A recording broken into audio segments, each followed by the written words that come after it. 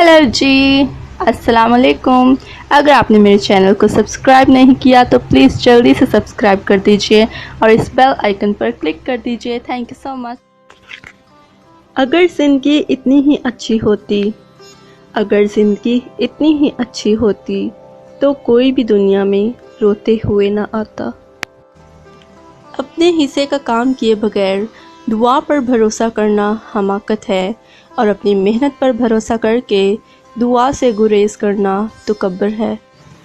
दिन की रोशनी में रिस्क तलाश करो और रात को रिस्क देने वाले को तलाश करो।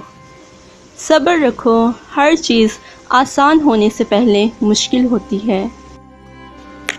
तालीम इंसान को बोलना तो सिखा देती है मगर ये नहीं सिखाती कि कब, कहाँ और कितना बोलना है। किसी को इतना प्यार दो कि गुंजाइश ना छोड़ो। अगर वो फिर भी तुम्हारा ना बन सके तो उसे छोड़ दो, क्योंकि वो मोहब्बत का तालिबकार ही नहीं बल्कि वो ज़रूरत का पुजारी है। अपनी ज़ुबान को किसी के ऐबों से आलूदा ना करो, क्योंकि ऐब तुम्हारे भी हैं और ज़ुबानें दूसरे लोगों की भी हैं।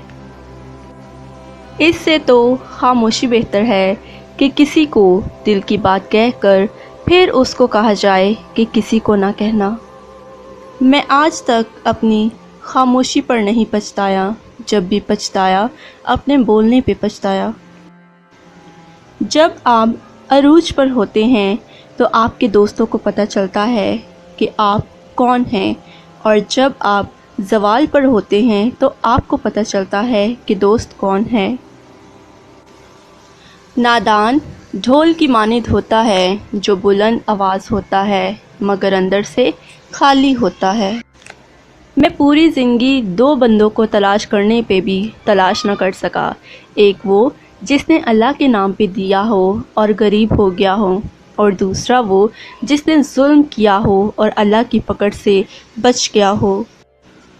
इंसान भी क्या चीज़ है, दौलत कमाने के लिए अपनी सेहत खो देता है और फिर सेहत को वापस पाने के लिए अपनी दौलत खो देता है।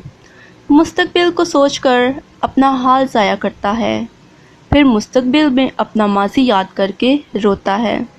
जीता ऐसे है जैसे कभी मरा ही नहीं, और मरता ऐसे है जैसे कभी जिया ही नहीं। मैंने एक नेक शख्स को दरिया के किनारे देखा जिसको एक दरिंदे ने ज़ख्मी कर दिया था और उसका ज़ख्म दुआ से अच्छा न होता था, और वो अरसा दराज से इस तकलीफ़ में मुब्तला था मगर हर वक्त अल्लाह का शुक्र अदा करता था।